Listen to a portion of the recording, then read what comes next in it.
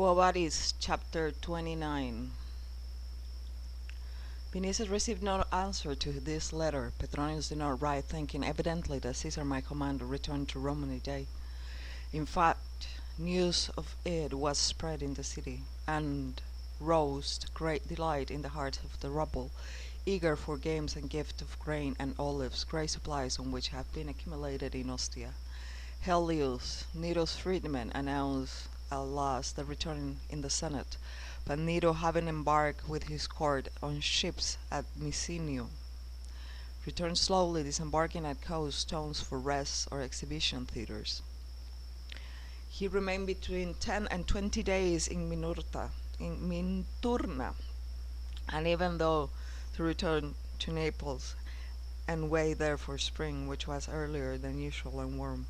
During all this time, Vinicius lived shut up in his house, thinking of Lygia and all those new things which occupied his soul, and brought to it ideas and feelings foreign to it thus far. He saw from time to time only Glaucus the physician, every one of whose visits delighted him, for he could converse with the man about Lygia.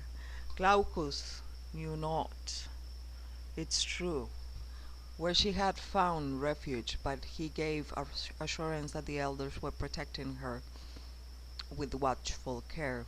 Once, too, when moved to the sadness of Vinicius, he told him that Peter had blamed Crispus for reproaching Lygia with her love.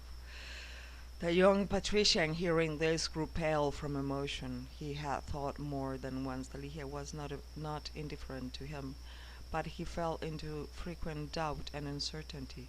Now for the first time he heard the confirmation of his desires and hopes from strange lips, and besides those of a Christian. At the first moment of gratitude he wished to run to Peter. When he learned, however, that he was not in the city but teaching in the neighborhood, he implored Glaucus to accompany him thither, thither, thither, promising to make liberal gift to the poor community. It seems to him, too, that if Lygia loved him, all obstacles were thereby set aside, as he was ready to, at any moment, to honor Christ. Glaucus, though he urged him persistently to receive baptism, will not venture to assure him that thou wilt gain Lygia at once, and say that it was necessary to desire the religion for its own sake, through love of Christ, not for the other objects.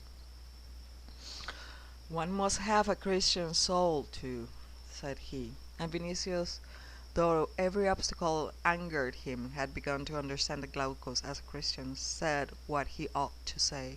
He had not become clearly conscious that one of the deepest changes in his nature was this, that formerly he had measured people and things only by his own selfishness, but now he was accustoming himself gradually to the thought that other eyes might see differently, other hearts feel differently, and that justice did not mean always the same as personal profit. He wished often to see Paul of Tarsus, whose discourse made him curious and disturbed him. He arranged in his mind arguments to overthrow his teaching. He resisted him in thought. Still he wished to see him and to hear him. Paul, however, had gone to Aricium, and since the visits of Glaucus had become rarer, Vinicius was in perfect solitude. He began again to run through back streets adjoining the Subura and narrow lanes of the Trans-Tiber, in the hope that even at distance he might see Lygia. Even that hope failed him, weariness and impatience began to rise in his heart. At last the time came when his former nature was felt again mightily,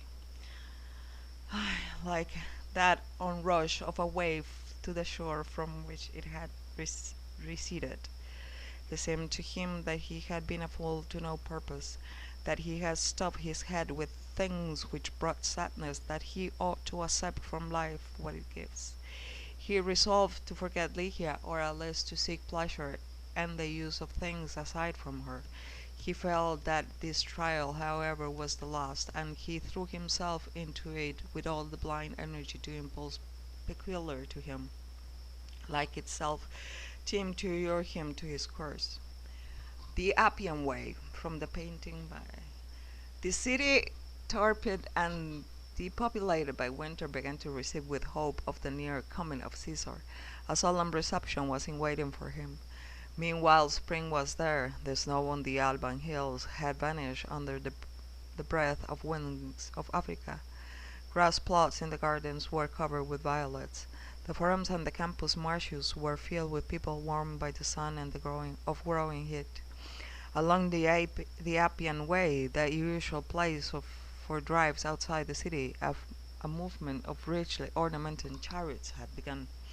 Excursions were made to the Alban hills. Youthful women, under pretext of worshipping Juno in Lanuvium or Diana in Aricia, left home to seek adventure, society meetings, and pleasure beyond the city. Here Vinicius saw one day among lordly chariot the splendid car of Chrysothemis, preceded by two Molossian dogs. It was surrounded by a crowd of young men and by old senators, whose position detained them in the city. Chrysothemis, driving four Corsican ponies herself, scattered smiles around about and light strokes of a golden whip. But when she saw Vinicius, she reined in her horses, took him into her car, and then to a feast at her house, which lasted all night. At that feast, Vinicius drank so much that he not remember when they took him home. He recollected, however, that when Chrysothemis mentioned Lygia, he was offended, and being drunk, emptied a goblet of Falernian on on her head. When he thought of this in soberness, he was angrier still. But a day later, Chrysothemis, forgetting evidently the injury, visited him at his home and took him to the Appian Way a second time. Then she supped at his house and confessed that not only Petronius but his lewd prayer had grown tedious to her long since, and that her heart was free now. They appeared together for a week, but the relation did not promise permanence. After the Falernian incident, however, Lygia's name was never mentioned, but Vinicius could not free himself from thoughts of her. He had the feeling always that her eyes were looking at his face, and that feeling filled him, as it were, with fear. He suffered and could not escape the thought that he was saddening Lygia, or regret which that thought though rose in him, or regret which that though rose in him, thought, thought rose in him. After the first scene of jealousy which Chrysothemis made because of two Syrian damsels whom he purchased, he let her go in rude fashion. He did not cease at once from pleasure and license. It is true, but he followed them out of spite, as it were, toward Lygia. Alas, he saw that the thought of her did not leave him for an instant. She was the one cause of his evil activity as well as his good, and that were really nothing in the world occupied him except her. Disgust and then weariness mastered him. Pleasure had grown loathsome and left mere reproaches. It seemed to him that he was wretched, and this last feeling filled with him with measureless astonishment, for formerly he recognized as good at everything which pleased him. Finally, he lost freedom, self-confidence, and fell into perfect torpidity, from which even the news of Caesar coming could not rouse him. Nothing touched him, and he did not visit Petronius till the latter sent an invitation and his letter. On seeing his uncle, though greeted with gladness, he replied to his questions unwillingly, but his feelings and thought repressed for a long time burst forth at last, and flowed from his mouth in a torrent of words.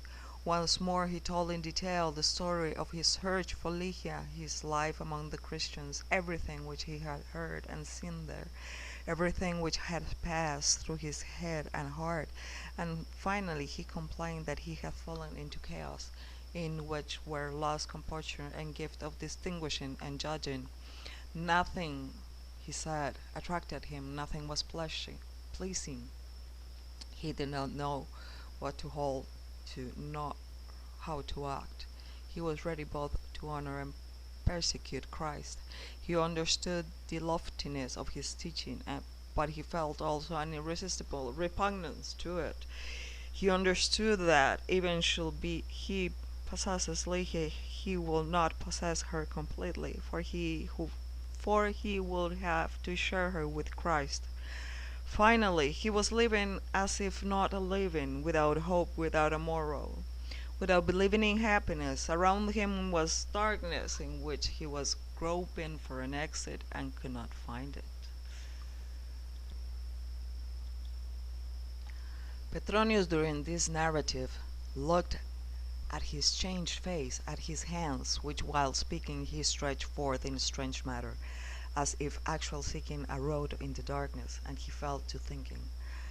All at once he rose, and approaching Vinicius, caught with his fingers the hair above his ear. Dost know, asked he, that thou hast grey hairs on thy temple? Perhaps I have, answered Vinicius. I shall not be astonished were all my hair to grow white soon. Silence followed. Petronius was a man of sense, and more than once he meditated on the soul of man and on life. In general, life in this society in which they both live might be happy or unhappy eternally, but in externally, but internally it was at rest. Just as the thunderbolt or an earthquake might overturn a temple, so might misfortune crush a life. In itself, however, it was composed of simple and harmonious lines, free of complication. But there was something else in the words of Vinicius, and Petronius stood for the first time before the series of spiritual snarls which no one had straightened out hitherto. He was sufficiently a man of reason to feel their importance, but all his quickness he could not answer the question put to him. After a long silence, he said at last, "These must be enchantments." "I too have thought so," answered Vinicius. "More than once it seemed to me that they were enchanted, both of us." "And if thou," said Petronius, "were to go, for example, the priest of Serapis, among them, as among priests in general, there are many deceivers, no doubt, but there are others who have rich, wonderful secrets." He said this, however, without conviction and with an uncertain voice, for he himself felt how empty and even ridiculous that counsel must seem of his lips. Vinicius rubbed his forehead and said, "Enchantments! I have seen sorcerers who employed unknown and subterranean powers to their personal profit. I have seen those who use them to the harm of their enemies, but these Christians live in poverty, forgive their enemies, preach submission, virtue, and mercy. What profit could they get from enchantments, and why should they use them?" Petronius was angry at this acuteness, could find no reply. Not wishing, however, to acknowledge this, he said, so as to offer an answer of some kind, "That is a new sect." After a while he added, "But by the divine dual or Empaphian grooves, how all the injuries of life! Thou wilt admire the goddess and virtue of those people, but I tell thee that they are bad, for they are enemies of life, they are diseases and death itself. As things are, we have enough of these enemies. We do not need the Christian in addition. Just count them: diseases, Caesar, Tigelinos, Caesar's poetry, cobblers who govern the descents of ancient Quirites, freedmen who sit in the Senate. By Castor, there is enough of this. That is a destructive and disgusting sect. Hast thou tried to shake thyself out of this sadness and make some little use of life?" "I have tried," answered Vinicius. "Ah, traitor," said Petronius, laughing. "News spreads quickly through slaves. Thou hast seduced from me Chrysothemis." Vinicius waved his hand in disgust. "In every case, I thank thee," said Petronius. "I will send her a pair of slippers embroidered with pearls. In my language of a lover that means walk away. I owe thee a double gratitude. First, thou didst not accept Eunice. Second, thou hast freed me from Chrysothemis. Listen to me. Thou seest before thee a man who has risen early, bathed, feasted, possessed Chrysothemis, written satires, and even at times interwoven prose with verses, but who has been as wearied as Caesar and often unable to unfetter himself from gloomy thoughts. And those thou know why that was so? It was because I sought at distance that which was near. A beautiful woman is worth her weight always in gold, but if she loves in addition, she has simply no price. Such a one thou wilt, but such a one thou wilt not buy with the riches of vadis. I say now to myself as follows: I will fill my life with happiness, as a goblet with the foremost wine which the earth has produced, and I will drink it till my hands become powerless and my lips grow pale. What will come I care not, and this is my latest philosophy. Thou hast proclaimed it always, there is nothing new in it. There is substance, which was lacking. When he had said this, he called Eunice, who entered dressed in white drapery, the former slave no longer, but as it were a goddess of love and happiness. Petronius opened his arms to her and said, "Come." At this she ran up to him and sitting on his knees surrounded his neck with her arms and placed her head on his breast. Vinicius saw how a reflection of purple began to cover her cheeks and how her eyes melted gradually in mist. They formed a wonderful group of love and happiness. Petronius stretched his hand to a flat vase, standing at one side on a table and taking a whole handful of violets, covered with them the head, bosom, and robe of Eunice. Then he pushed the tunic of her arms and said, "Happy who, like me, has found love enclosed in such a form.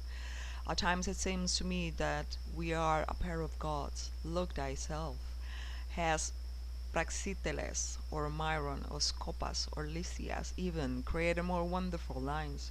Or does there exist in Paros or Pentelicus such marble as this, warm, rosy, and full of love? There are people who kiss off the edges of vases, but I prefer to look for pleasure where it might be found freely." He began to pass his lips along her shoulders and neck. She was penetrated with a quivering, her eyes now closed, now open, with an expression, with an expression, okay, of unspeakable delight.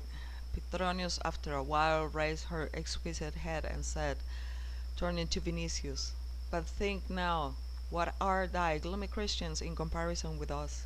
And if thou understand not the difference, go thy way then. But this sight will cure thee."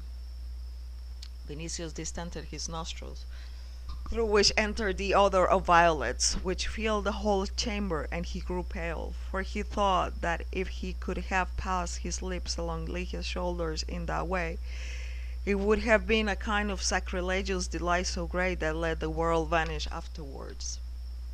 But accustomed now to a quick perception of that which took place in him, he noticed that at that moment he was thinking of Lycia and of her only. "Eunice," said Petronius, "give command, thou divine one, to prepare garlands for our heads and a meal." When she had gone out, he turned to Vinicius. I offered to make her free, but knowest thou what she answered? "I would rather be thy slave than Caesar's wife." And she will not consent. I freed her then without her knowledge. The praetor favored me by not requiring her presence, but she does not know that she is free, as also she does not know that this house and all my jewels excepting the gems will belong to her in case of my death. He rose and walked through the room and said, "Love changes some more, other less, but it has changed even me. Once I loved the odor of verbenas, but as Eunice preferred violets, I like them now beyond all other flowers, and since spring came breathe only violets." Here he stopped before Vinicius and inquired, "But as to thee, dost thou keep always to north?" "Give me peace," answered the young man. I wish thee to see Eunice, and I mention her to thee, because thou perhaps art seeking also at a distance that which is near. Maybe for thee is maybe for thee too is beating somewhere in the chambers of thy slaves a true and simple heart. Apply such a balsam to thy wounds. Thou sayest that Lygia loves thee, perhaps she does, but what kind of love is that which abdicates? Is not the meaning of this that there is another force stronger than her love? No, my dear, Lygia is not Eunice.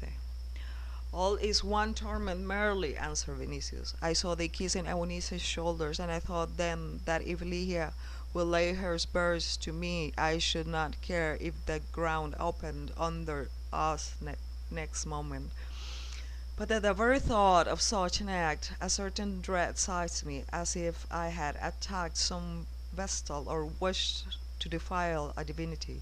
Lygia is not Eunice, but I understand the difference not in thy way. Love has changed thy nostrils, and thou preferest violets to verbenas, but it has changed my soul. Hence, in spite of my misery and desire, I prefer Lygia to be what she is, rather to be like others.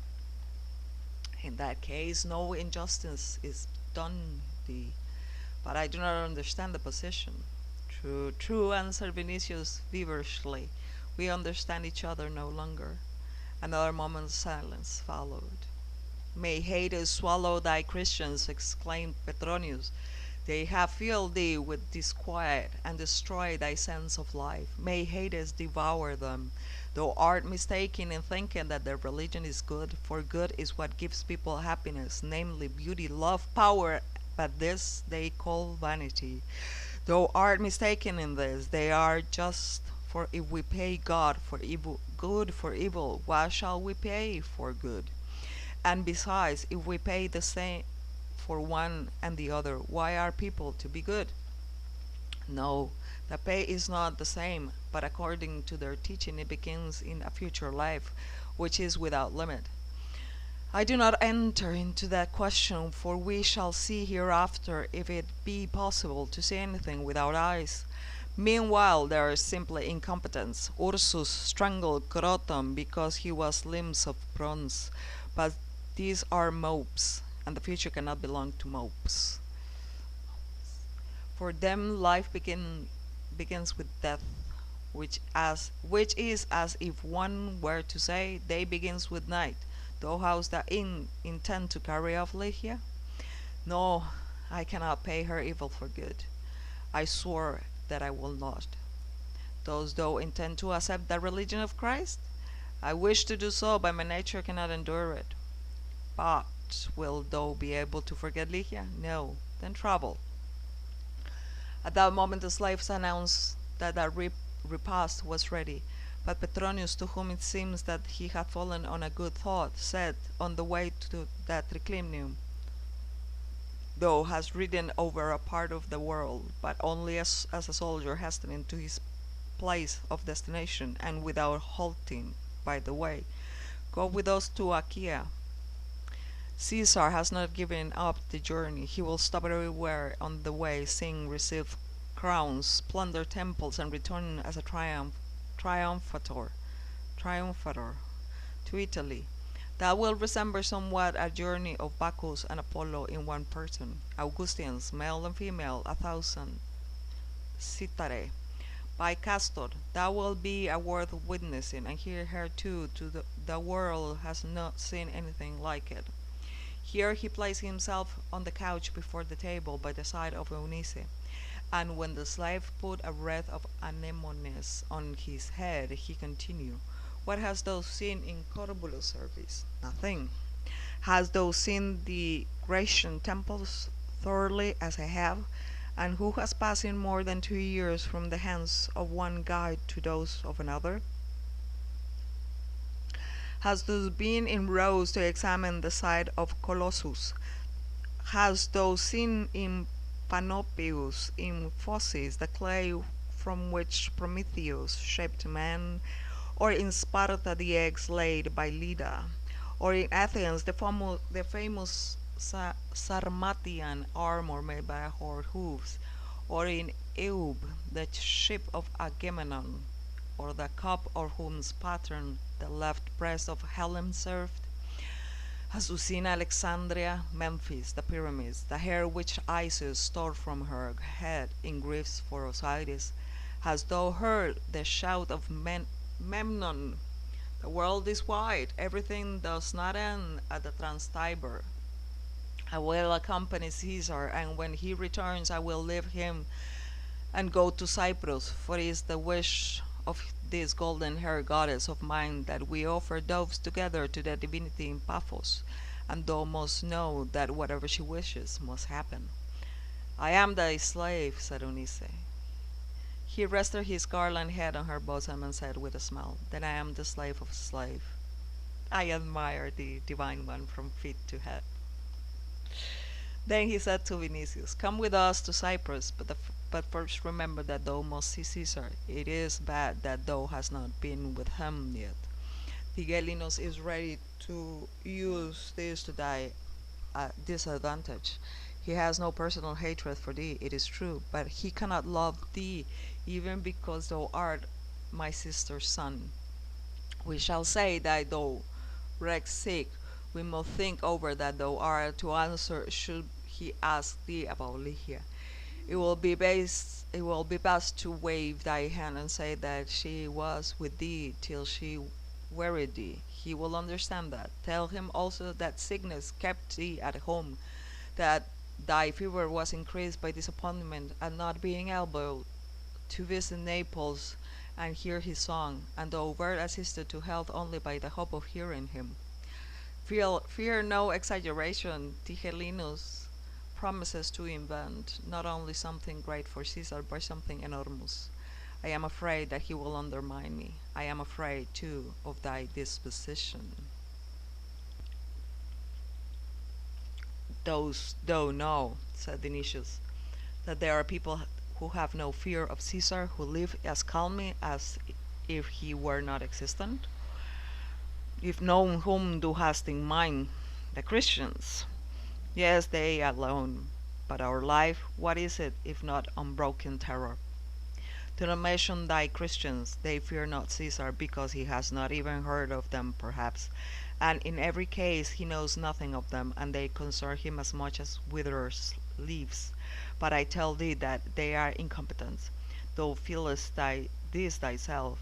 If thy nature is repugnant to their teaching, it is just because thou feelest their incompetence. Thou art a man of other clay, so trouble not thyself or me with them. We shall be able to live and die, and what more they will be able to do is unknown. These words struck Vinicius, and when he returned home he began to think that in truth perhaps the goodness and charity of Christians was a proof of their incompetence of soul. It seemed to him that people of strength and temper could not forgive thus.